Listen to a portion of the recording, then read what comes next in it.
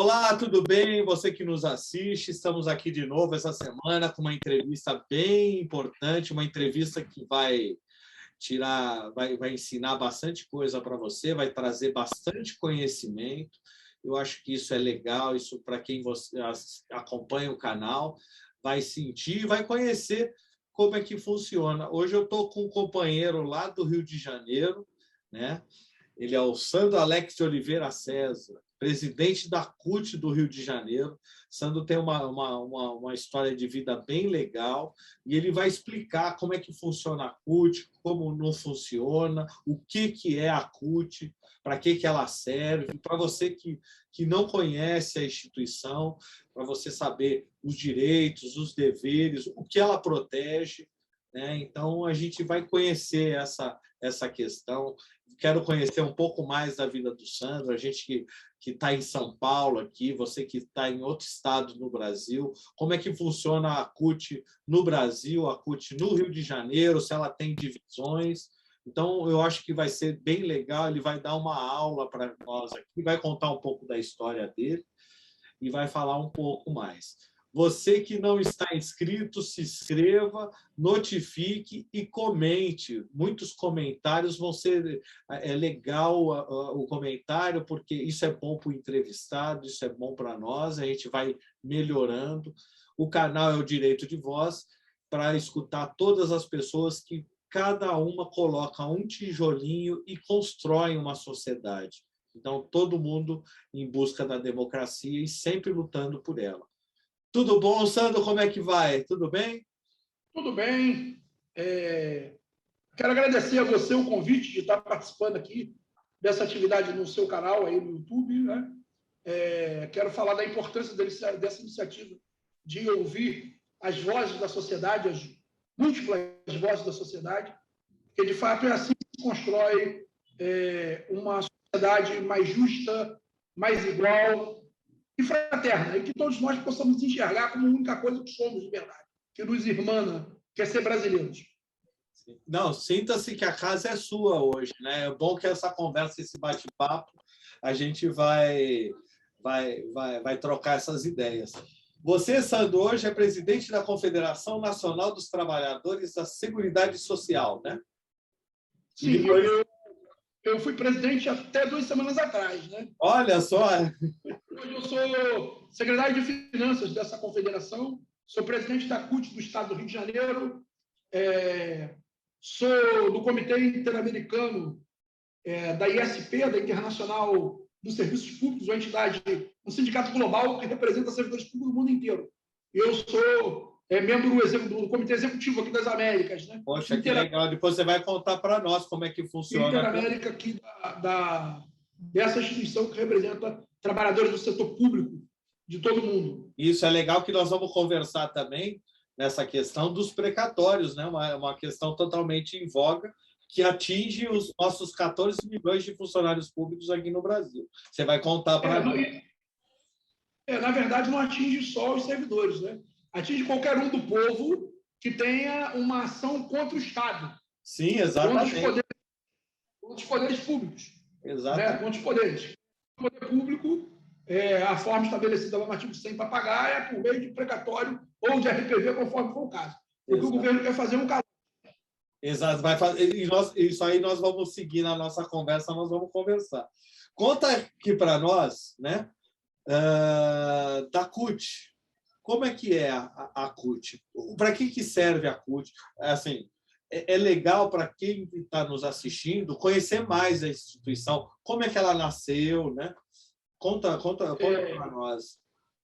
A nossa Central Única dos Trabalhadores é uma experiência sindical muito interessante no Brasil, pelo fato de que o nosso ordenamento jurídico, a legislação brasileira, nosso sistema sindical não previa a existência de central sindical. Então, a CUT nasce na 80 como uma contestação do sistema oficial, né? Do modelo sindical oficial do Brasil. Porque o Brasil tinha uma legislação trabalhista que advém da Era Vargas, né, onde o sindicato tem forte intervenção estatal. O sindicato, além de... Embora a Constituição de 88 traga a figura da liberdade sindical, ela estabelece ainda que o sindicato ainda terá o controle estatal em algum nível, nesse caso de aferimento da unicidade sindical. E a CUT nasce exatamente em desacordo com o modelo sindical oficial. O que significa isso? Realiza-se um encontro de trabalhadores e trabalhadoras, isso faz um primeiro conclate, que é o Congresso da Classe Trabalhadora, onde os sindicatos de todo o país mandam representação para fundar essa central sindical, que se tornaria a maior central sindical brasileira, que seria a maior central sindical brasileira. Já havia outras centrais, entretanto, é um grande desafio de se criar uma central sindical que tenha, de fato, a cara dos trabalhadores e das trabalhadoras, né? Que consiga juntar o setor público, o setor privado, todo mundo no mesmo sob bandeira. E essa é a CUT. Ela nasce na década de 80, ela é uma quinta maior central sindical do mundo, a maior da América Latina, a maior do Brasil. Ela se organiza com representações estaduais, tem as CUTs estaduais, em cada estado do país tem uma CUT. Você tem 27 CUTs, então, né? Exatamente. Tem 28, né? São 28, porque você conta no DF, exatamente. Tem o Distrito Federal. É bom para você que está assistindo, né? Porque você vê que a gente joga e o Sandro já completa, arremata. 28 centrais. São 28 CUTs estaduais, né? Que são seções estaduais da nossa central, né? Da nossa central sindical. E o papel da CUT é fazer o debate, fazer a luta política, discutir os grandes temas nacionais que envolvem a vida do trabalhador e a vida da sociedade. Sim. Central não discute, não é um sindicato grandão, né? Não é um sindicato grandão, um sindicato de sindicatos, não é isso. Isso é bom você explicar, né? Porque o pessoal que está nos assistindo, para ver que ela é diferente da natureza do sindicato. Exatamente. A central sindical debate grandes temas da vida nacional. Por exemplo, a política do salário mínimo, a política de saúde do país, discute a cidadania. O papel da central sindical é um tema central, além do mundo do trabalho, sim, que tem forte presença no mundo do trabalho, que é uma entidade de cunho sindical, mas ela tem uma abrangência maior. Né? A central sindical tem uma abrangência maior, que ela faz os debates de unificar a classe trabalhadora no sentido que possa buscar os seus direitos. E aí faz essa intervenção junto aos poderes constituídos, né? Participa dos fóruns que são criados na administração pública federal, como representação da sociedade civil organizada, e lá pode expressar essa interface. Além do que, tem um relevante papel internacional, porque muitas das vezes os trabalhadores e trabalhadoras não sabem, né? Boa parte das políticas do mundo do trabalho sequer são formuladas no Brasil, né? Sim, exatamente. Isso é muito bom, porque existe a Organização Internacional do Trabalho, né? Então, essa questão, porque a organização, o mundo todo, ele é regulado, né? Que nem você falou, não é do Brasil que se inventa, né? O Brasil tem hora que a classe política é contra o direito do trabalhador, né? Alguns personagens políticos eles se colocam contra, mas mundialmente é pensado ao trabalhador.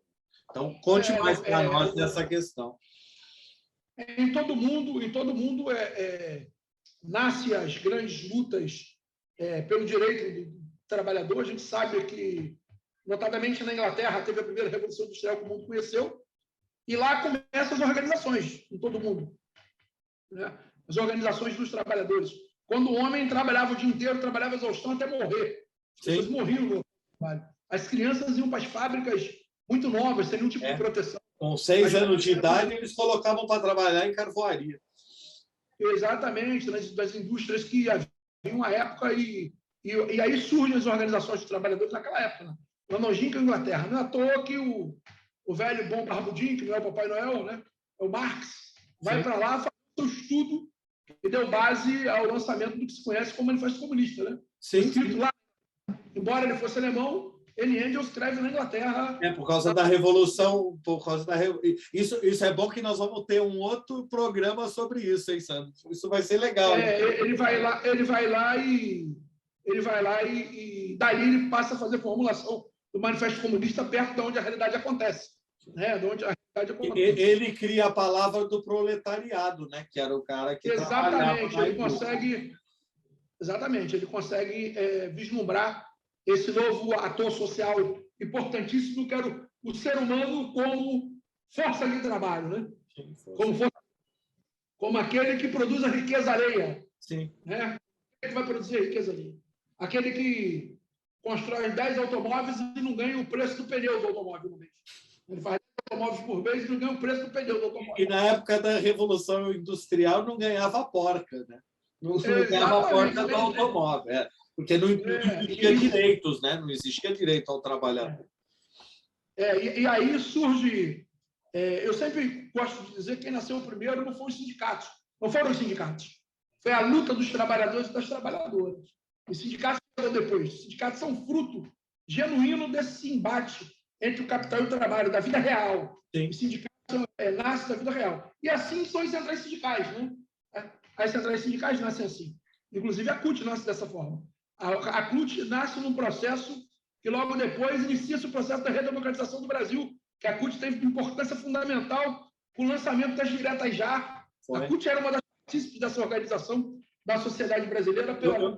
Eu vou até cortar você, só para fazer Nós temos a entrevista do Dr. Almir Pazianotto, que passou, né? Ele era advogado e ele fala disso, do apoio da CUT, né? Então, ele também soltou essa questão. Então, isso é legal do direito de voz, que nós estamos juntando história de pontos de vista diferentes. Então, conta nessa questão que a CUT foi que levantou a bandeira, né? Porque ela veio para o primeiro... Ela veio para o primeiro palanque no Paraná e depois veio para São Paulo também, né? Ia no Rio, né? Ia no Rio. Isso, e uma coisa fundamental que é importante se dizer, os primeiros gritos por liberdade no Brasil, no final da década de 80, de 90, de 70, na verdade, né? 70 estava lá a gênese da CUT, que era o chamado novo sindicalismo, de quem a gente tem uma grande expressão, Luiz Inácio Lula da Silva, sim, e tantos outros lutadores do povo brasileiro que surgem naquele enfrentamento da chamada caristia, que é uma palavra que a gente está muito atual, hoje deveria ser usada de novo, né? Que nós vivenciamos esse episódio da perda de poder aquisitivo do povo, da dificuldade. E a CUT nasce dessa efervescência política, que ela é nascida disso, mas ela é provocadora disso. Porque o sindicato, o governo manipulava o sindicato, né? Ele falava assim, vocês podem abrir o sindicato, mas a gente regula. Não, você abre o sindicato, mas nem tanto. Exatamente. Você pode abrir, mas quem regula aqui sou eu, viu? Então, ele era amarrado, né? Ele era amarrado com o poder central.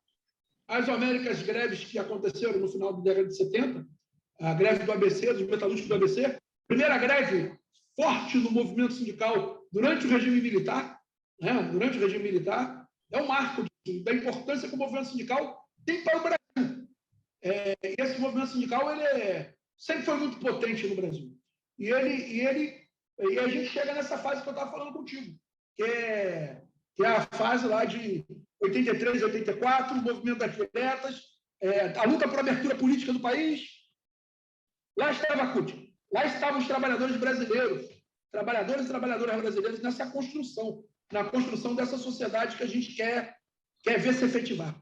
E aí, nessa toada, começa o debate também sobre a reforma sanitária, sobre a criação de um sistema universal de saúde, que seria o SUS, lá estava a CUT, nesse debate. E aí começa a organizar, a CUT começa a organizar a participação política dos trabalhadores na vida da sociedade. A CUT cumpriu esse papel. A CUT é quem cumpre um papel fundamental nessa construção de organizar a participação dos trabalhadores na vida política da sociedade brasileira. Então, ela não é apenas um sindicatão, como alguém pode imaginar, o sindicato, não é muito mais do que isso. E é bom você explicar isso para desmistificar, né, essa questão. A central... E a CUT, doutor, nunca teve, naquela ocasião, não tinha repasse, não tinha qualquer sustentação oficial, nenhum recurso oficial para nada. Que hoje tem uma dualidade muito grande na sociedade que tentam tratar o sindicato, os trabalhadores e suas organizações como se fosse algo financiado por alguém, tivesse algum tipo de coisa estatal, não. E a CUT Não era isso, ao contrário. A CUT nasce em oposição, inclusive, o chamado imposto sindical, que é a contribuição sindical. A CUT, porque fazia parte do modelo oficial, do sindicalismo oficial. Sim. Nesse caso, vários sindicatos por aí pelo Brasil afora eram verdadeiros cartórios, né? Não filiavam as pessoas, não precisava filiar trabalhador, não precisava ter contato com o trabalhador, porque tinha garantia de um mês por ano do labor do trabalhador, do trabalho dele, do salário dele de um dia no mês de maio, como imposto. Para financiar o movimento sindical, que era um outro movimento sindical. E aí a gente tem uma experiência muito exitosa. E a CUT vem contra, né? Contra esse modelo oficial. Exatamente ao contrário do que dizem por aí, mas a CUT nasce para isso. Ela nasce para transformar a sociedade. E ela cumpre um papel fundamental quando da convocação da Assembleia Nacional Constituinte, né? Que é quando chama a Assembleia Nacional Constituinte, que é o marco ali real do fim da ditadura no Brasil. Então, como eu estou dizendo, a CUT teve esse papel, um papel importantíssimo na Assembleia Nacional Constituinte. Era uma parceira da sociedade da criação do sistema de saúde, que hoje se mostra tão eficaz, né? Sim, exatamente. Tão importante para o Brasil. Sim. Saúde do SUS, que hoje, pela primeira vez, a sociedade brasileira, embora o SUS exista desde 88, ela consegue ter dimensão do que significa esse sistema. Todos nós somos usuários do sistema de saúde. Embora você possa ter o seu plano de saúde, ter sua carteira assinada, ter um plano de saúde privado, entretanto, você é usuário do SUS e não sabe. Exatamente. Todos nós somos usuários do SUS e não sabemos, né? Não sabemos. Não, até na questão da vacinação, né? A vacinação do Brasil essa logística porque ela foi montada no Sistema Único de Saúde. Senão, não teria um sistema tão eficiente de vacinação. Nós temos um Sistema Nacional de Imunização, né? Nós temos um Programa Nacional de Imunização, PNI, que é um programa muito diferente do que acontece no resto do mundo. Sim. O nosso SUS tem inspiração no modelo de saúde inglês, né? Um conjunto de serviços oferecidos à população muito maior.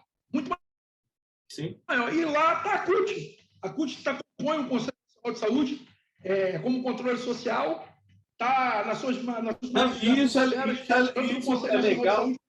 Isso é legal você mostrar, porque o internauta tem hora que não conhece isso, né? E a CUT está lá no sistema, né? No sistema de imunização, está lá no SUS, né?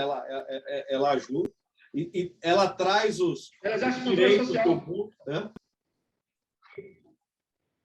Não é os direitos que estão se discutindo no mundo, né? O direito mundial, né? Da organização internacional. Sim. A CUT ela traz isso para o Brasil, né? E hoje está. A CUT ajuda nesse debate, faz esse debate, como eu disse aqui, é importante a gente saber que a gente vive num mundo em que as relações de trabalho não tem algumas relações que são brasileiras, tem algumas coisas que são invenções brasileiras. E as invenções brasileiras normalmente não são muito boas. O Brasil é um dos poucos países do mundo, ou talvez o único, que colocou na Constituição o teto de gasto, para controlar os gastos públicos. Imagina se isso é matéria constitucional, se é tratado na Constituição de um país. Isso é uma coisa absurda. Não, eu teto público para investimento, né? Como é que você vai parar o investimento se você tem um teto de gastos, né? Fica fora. Né? E assim, a CUT ela exerce esse papel, né? Dessas participações do Conselho. A CUT está no Conselho Curador do Fundo de Garantia do Tempo de Serviço, ajuda a fiscalizar a utilização desse dinheiro, que é do Fundo de Garantia dos Trabalhadores Brasileiros, né? A CUT participa lá do Conselho Curador do Fundo de Garantia para fiscalizar. Isso é muito importante, né? Isso é muito importante. Sim, é tão importante porque isso financia o sistema habitacional brasileiro, né? Sim. O FGTS financia de habitação brasileira. Explica para o internauta, né, que a CUT ela vistoriando o sistema do Fundo de Garantia e o dinheiro do Fundo de Garantia que ele vai para o sistema habitacional. Explica, porque isso é muito legal. É uma coisa que a gente não discute muito, né? passa muito batido, e eu acho que o pessoal lá de casa, que está nos assistindo, também não conhece essa questão. E isso é legal, né? De você saber aonde é que vai o seu fundo de garantia. Ele fica lá anos e anos, mas ele fica sendo usado, né? E capitalizado. Hã? Oi. Ele é capitalizado. Ele é capitalizado, exatamente. Ele é capitalizado, então é função social. Então, 8,5% de que os empregadores depositam em favor dos trabalhadores na conta do Fundo de Garantia são depositados numa conta do Estado brasileiro, que normalmente o gerenciamento é feito pela Caixa Econômica Federal, quem faz o gerenciamento do recurso, e quem faz a administração e controle desse recurso, para onde vai o recurso, como pode ser utilizado, é o Conselho Curador do Fundo de Garantia. E a CUT representa os trabalhadores nesses conselhos. Ela é a voz dos trabalhadores, do dono do dinheiro, dos donos do dinheiro, naquele conselho. É a CUT que tenta assegurar que o seu dinheiro não seja usado a fundo perdido. A garantia que você tem ao final da sua vida de receber o fundo de garantia ou nas condições que o fundo de garantia, que a lei que criou o fundo de garantia prevê o seu recebimento, a CUT assegura que você possa receber esse dinheiro. Quando ela fiscaliza, ela garante que você vai receber. Isso é importante. Não. E esse, para quem está assistindo, já levantou o fundo de garantia, né? Tem a questão da pandemia, né? Então, tudo que era discutido antes, nós sentimos que a questão da pandemia mudou o mundo. E um pouco antes da questão da pandemia mudar, esse novo governo acabou com o Ministério do Trabalho, né? Sim.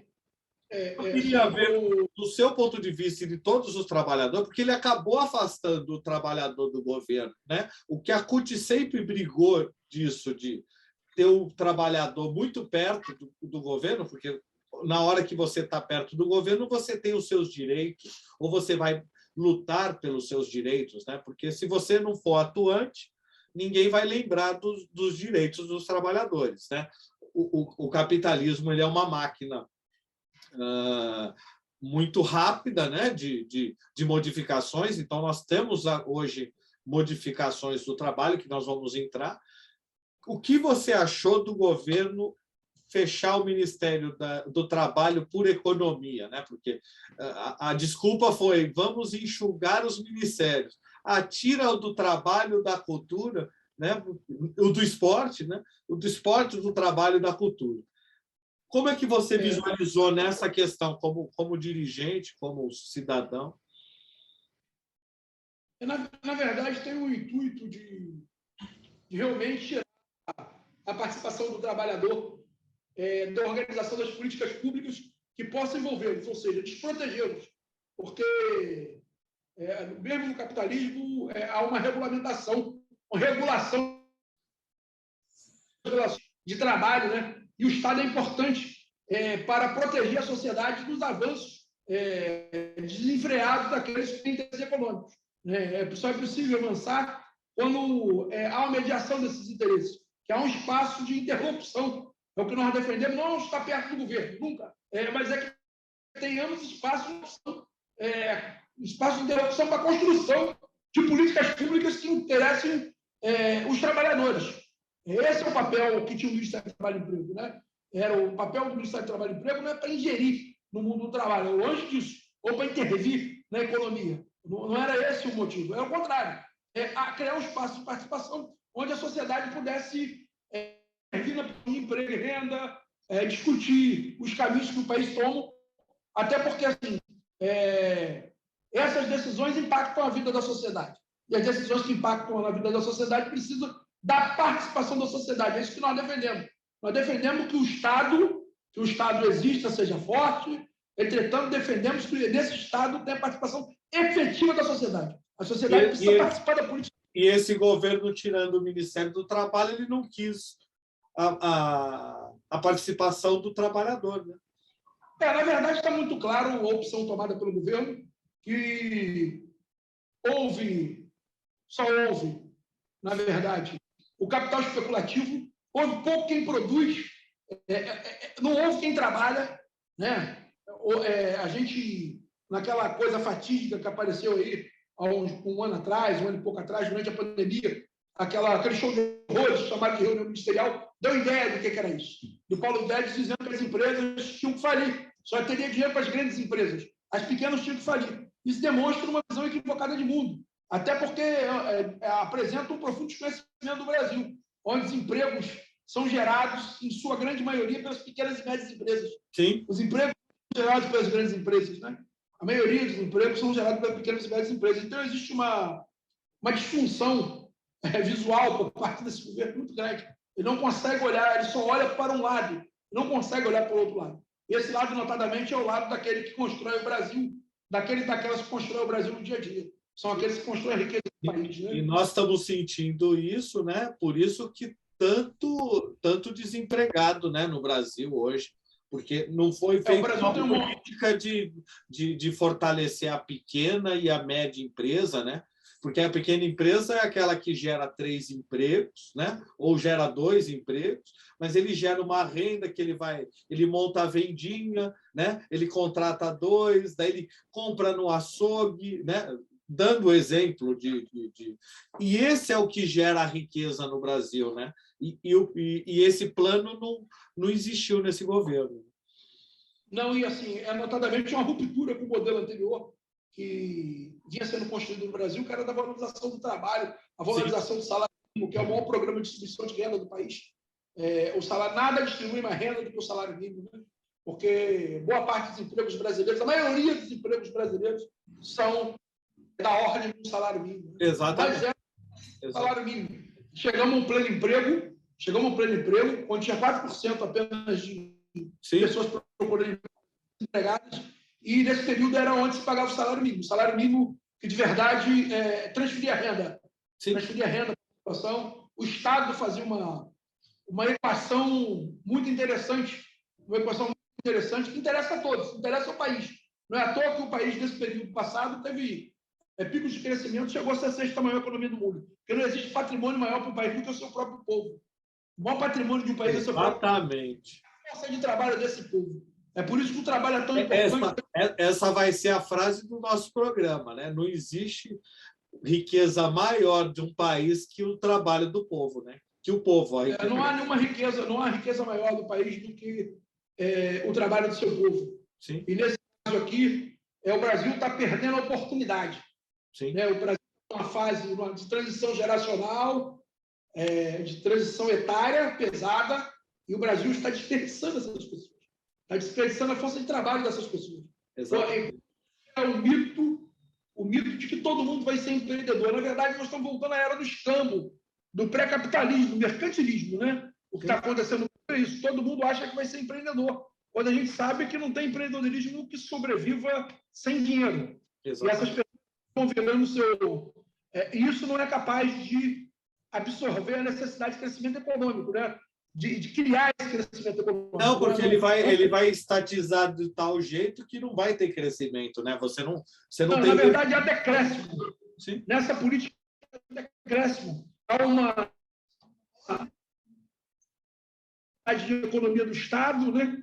De o Estado economizar dinheiro, da contribuição previdenciária deixa de existir, que a contribuição previdenciária é algo de longo prazo.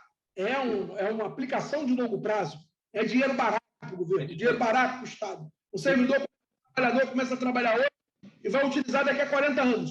Exatamente. Então, isso é muito barato para o Estado. O Fundo de Garantia, que eu falava ainda há pouco, que tem esse papel importantíssimo de financiar o sistema habitacional brasileiro, é a mesma coisa, dinheiro de longo prazo. É dinheiro de longo prazo. Então, o Estado pode usar essa poupança interna para financiar o crescimento econômico. Então, eles estão abrindo mão disso. Essa gente que está no governo, essa gente horrorosa que está no governo, está abrindo mão disso. Está abrindo mão disso e digo, eles não são bons nem para os capitalistas. Não. Os liberais não são nada liberais, não são bons nem para o capitalismo. Eles não são bons para nada, né? Eles não servem nem ao capitalismo. Na verdade, não servem nem ao capitalismo. Sim. A possibilidade de você criar um crescimento econômico, um ambiente de crescimento econômico para que as empresas possam aumentar os seus ganhos. Sim. Se você não tem consumidor, não tem mercado consumidor. O que está acontecendo no Brasil é a destruição do mercado consumidor. Eles estão destruindo como nação. Tudo que foi construído de mercado consumidor, né, de 2002 até... Porque a moeda foi forte no governo Fernando Henrique. Estabeleceu a moeda forte. Legal. Daí vem o mercado consumidor crescendo, né? Eles perderam o time de ter um mercado consumidor. O brasileiro não é mais hoje consumidor porque não consegue tá tão endividado e assim não tem... Nem comer. Nem comer. Muitas casas brasileiras hoje falta o pão. Sim. Casas brasileiras falta o pão. Então, isso é a gente estava discutindo, né? A gente conseguiu sair da miséria, estava discutindo só a questão de aeroporto, que estava cheio, né? E hoje nós regredimos hoje para falar assim, poxa, voltamos à miséria. Olha, né? Cunharam até o termo apagão aéreo, né? Sim. Tinha muito plano é pagar apagão. É o contrário. Muita gente tem povo. Hoje tem povo, tem apagão. O apagão é agora. O apagão está agora. Exatamente. Mas tem apagão, tem pouca gente voando, as empresas aéreas perdendo muito com isso. Apagão não tem giro, né? Você não tem mais aquela pessoa que fala assim, eu vou viajar. O pessoal está pensando assim, a discussão... Eu vou comer, assim, eu vou comer. Quero saber o que eu vou comer amanhã. O arroz a R$40, né? Eu falo assim, R$40 um saco de arroz, né? Chegamos... Você pode substituir pelo macarrão, né? Pode trocar pelo macarrão, como o Paulo Guedes falou. Você não precisa comer arroz, pode trocar pelo macarrão, entendeu? Não é? É surreal. É surreal. Então, nós chegamos num momento que os personagens políticos estão atrapalhando de tal forma, né? Eles conseguiram fazer a coisa pior do que a gente imaginava que eles iam fazer. Então, assim... Na verdade, é o seguinte, o povo brasileiro é maravilhoso, tem uma capacidade de trabalho, de produção fantástica, é um povo que se vira ao longo da história, a nossa história está muito ligada disso, o nosso passado se viraram para tudo, nós não podemos ser piores, nós não podemos deixar isso nós não podemos deixar de fazer de jeito nenhum, porque todos nós legamos dos nossos antepassados o Brasil que nós conhecemos. O Brasil que tinha fortes empresas públicas, o Brasil que tinha ferrovia, um Brasil que desenvolveu o pó-álcool, né? Sim. Uma tecnologia de ponta, né? Tecnologia de ponta. De combustível sustentável, né? De tentar ter um combustível alternativo com redistribuição nacional, como foi o pró-álcool, aquele processo do pró-álcool, a retomada da indústria naval brasileira, que gerou milhões de empregos, o conteúdo nacional na indústria do petróleo, né? A política de controle do preço do petróleo, do preço de combustível, conforme o mercado interno, o interesse do país, não o interesse de meia dúzia ou de quem investe na Bolsa de Nova York, né? Quem investe nos valores de Nova York, voltado para o povo. E eu lembro que nós passamos por um momento de desconstrução no Brasil muito grave, e que levará muito tempo para se retomar ao nível anterior. O que estão fazendo é destruir as estruturas que o Estado possui para levar ao desenvolvimento da nação. Então, estão destruindo o Brasil nos seus pilares. Cerne, né? No cerne. Nos seus pilares. E os militares de hoje são muito piores do que os de ontem, né? Os de ontem torturavam, matavam, mas não mataram o Brasil. Os de hoje fazem a mesma coisa, matam de fome, ameaçam a democracia e acabam com o Brasil. Querem destruir as empresas públicas, querem destruir tudo do Brasil. E essa gente é complicada. Só que os militares hoje são herdeiros dos de ontem, né? Dos ditadores de ontem. E eles sentem saudade. Inclusive, é muito interessante, porque muita gente sente saudade do que não viu. Exatamente. Tem o saudoso do que não viveu. Exatamente. Enquanto ganham milhares de reais,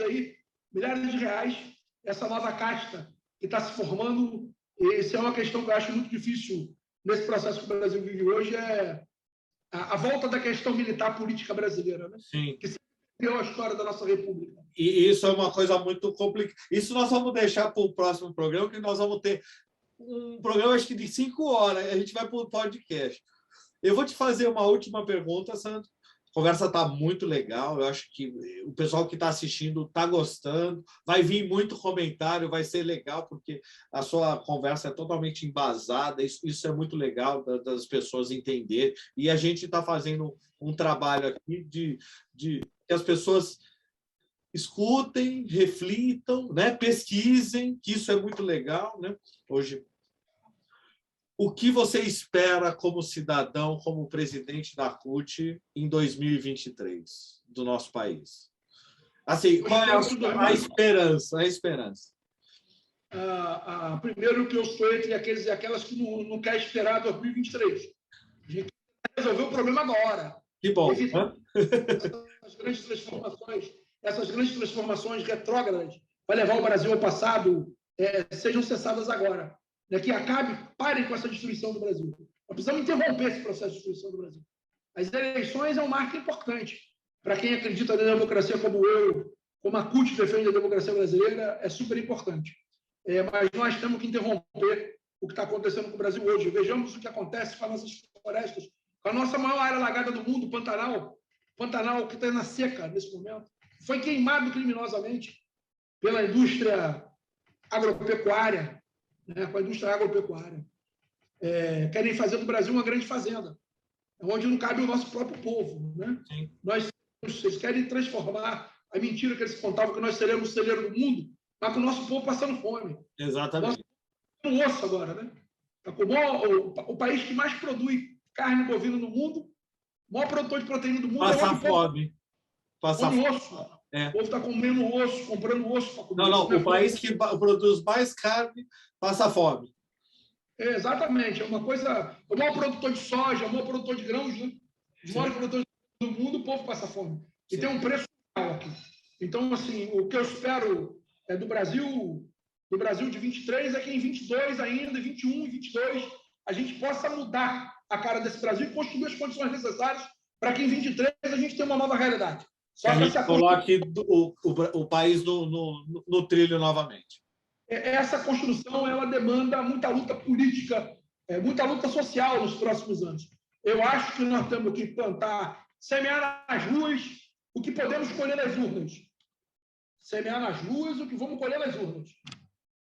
Formar uma nova maioria social, formar uma nova maioria na sociedade brasileira, convencer a sociedade brasileira que existe possibilidade de ter um projeto de Brasil onde cabe todo mundo. Um Brasil que nós possamos ter orgulho de ser brasileiros. Sim. Esse é o Brasil que nós queremos. O Brasil que a gente possa ter identidade, que a gente possa olhar e dizer: esse é o meu país.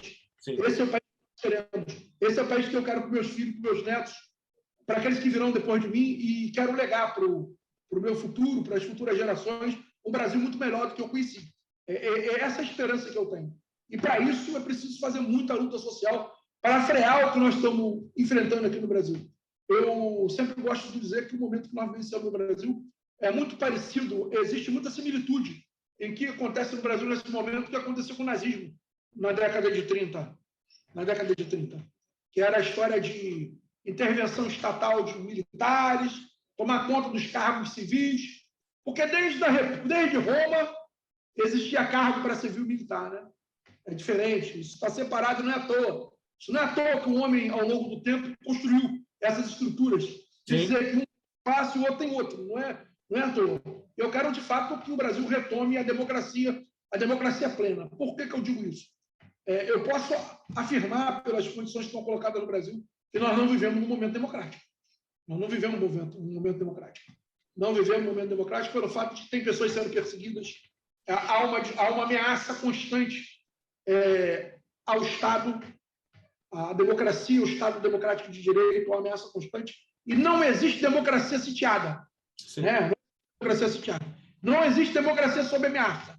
O que nós vivenciamos é a democracia amedrontada. E essa democracia, a palavra democracia, não comporta o que está acontecendo no Brasil hoje. Democracia não é a democracia. A democracia onde as instituições são ameaçadas, onde o judiciário é ameaçado, onde o juiz não tem direito de decidir convicções e conforme os autos, é muito complicado. É isso que nós estamos vivenciando. O presidente da República diz que não vai cumprir as decisões do Poder Judiciário. O ministro da Fazenda, o ministro da Economia, que diz que vai rolar as dívidas judiciais como se fossem discricionárias, ou seja, como se fosse cabível a ele escolher qual dívida que ele vai pagar, as dívidas do judiciário. Então, nós vivemos num momento muito complexo da vida política brasileira e que a gente espera que o povo brasileiro consiga devolver o Brasil ao destino que ele sempre mereceu ter.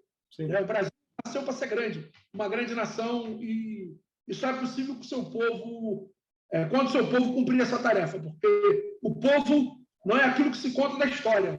Ao contrário, o povo é a própria história dessa nação.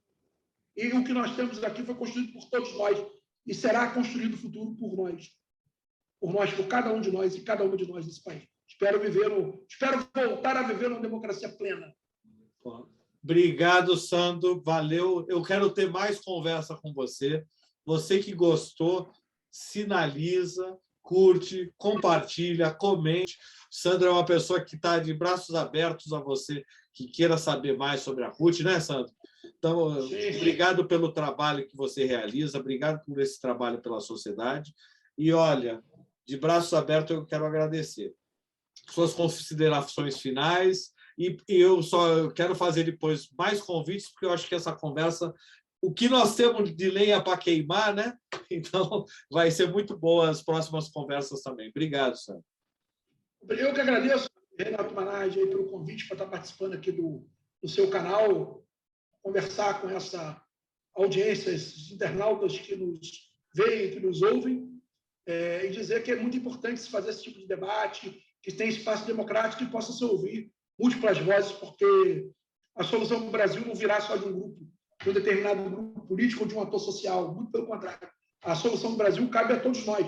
Nós devemos ter espaço de formulação política que comporte todas as visões de sociedade e que a gente possa sair muito maior do que esse Brasil de hoje, que faz com que muitos de nós brasileiros tenhamos vergonha de viver esse momento aqui. Porque nós não merecemos isso. O Brasil não merece isso. O Brasil é muito melhor do que está acontecendo hoje, muito melhor do que o governo do país. Obrigado, Sandro. E para você que gostou, não se esqueça, se inscreve, curta, compartilhe e comente, que depois a gente vai responder todas, né, Sandro? Todos os comentários. Sim. A gente vai olhar lá e vai responder todos os comentários. E se tiver perguntas, a gente faz um outro programa, né, e responde todas as perguntas. Estamos abertos. Poxa, obrigado, agradeço. E para você que gostou do programa, curta e compartilhe. Até logo, até mais.